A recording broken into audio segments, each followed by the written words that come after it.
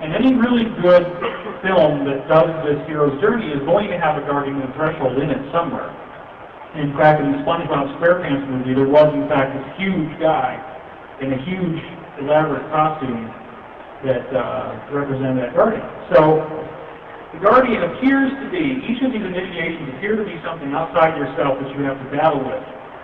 And the classic guardian threshold in mythology is a dragon.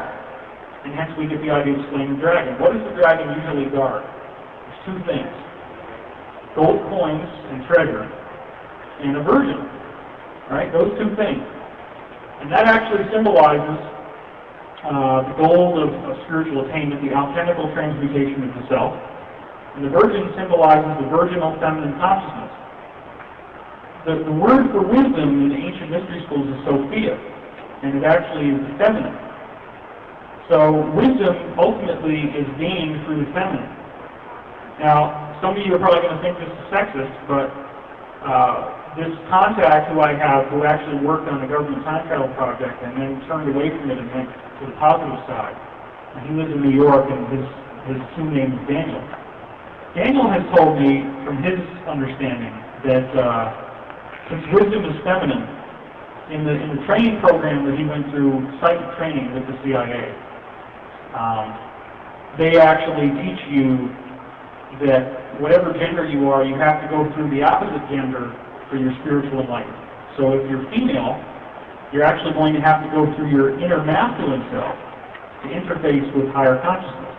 And for a lot of women, that actually means finding your power, finding your empowerment, right? Learning to stand up for yourself, learning to adopt some of the masculine qualities instead of just being able to, to be nurturing and be present, but to actually blend into masculine qualities. If you want to get into Jesus, Jesus in one of the Gnostic Gospels that was not actually published in the canonical scripture, the Gospel of Thomas, says, and I'm going to loosely paraphrase it, if thou art to enter the kingdom of heaven and thou art male, thou must become female. And if thou art female, thou must become male. So this seems to be the same principle. For the average man, and I say average, for the average man, the big spiritual lesson is to adopt feminine qualities and not be so stereotypical, masculine, harsh. So, in some senses, women have a more difficult time getting truly into the meditation adepthood role because of the fact that you have to go through the masculine to get back to the feminine. Whereas for a man, if he starts doing the spiritual path, he can make actually pretty rapid progress in meditation because you're going directly to the feminine, you're already there. So, again, women have a harder time, but in the end, they actually are able to do it a lot better because if they can square up their masculine side, then they're already in a feminine body, which makes them much more able to converse with the feminine wisdom archetype of Sophia.